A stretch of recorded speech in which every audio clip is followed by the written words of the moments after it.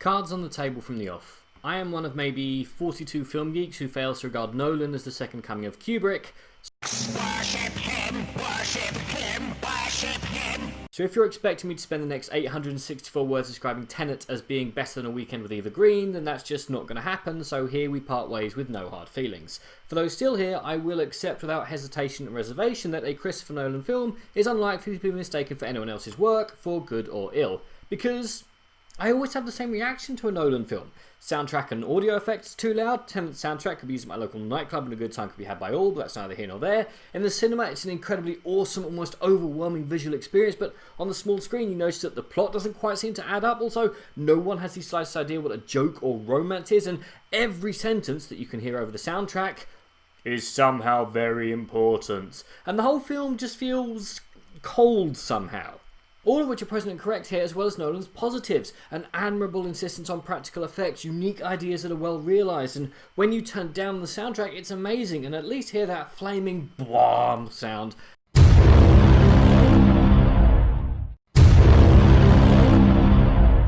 That's devoured cinema like a shark going through a surfer is nowhere to be seen.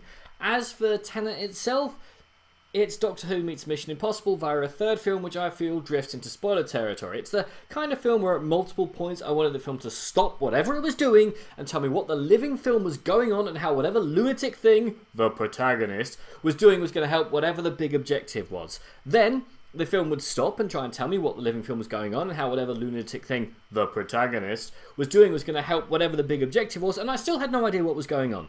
Maybe I've taken one too many Marvel blockbusters to the head, but for most of the film I understood only the immediate objective, but not how it supported the overall aim of the protagonist and his chums, or even what the overall objective was now that I come to think about it.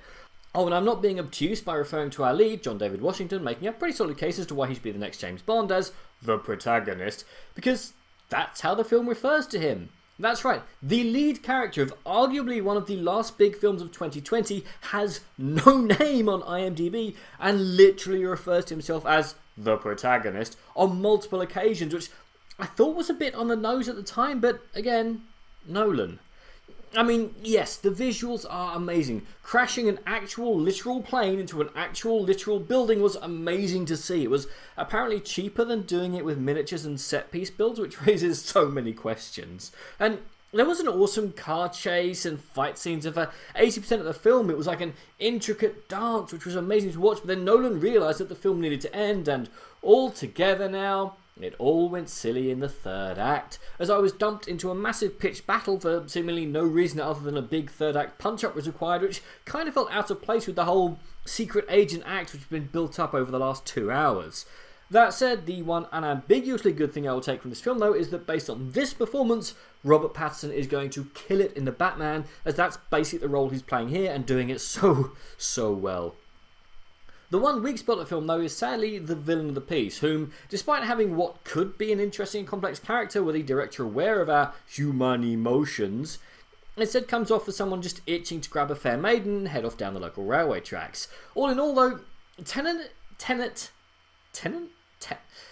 film is pretty much what you would expect from a Nolan film. It's an intricate, well-made, if slightly cold piece of film which, whilst it looked and sounded very impressive on my local super screen, it suffers from lacking a certain charm and slightly fake characters.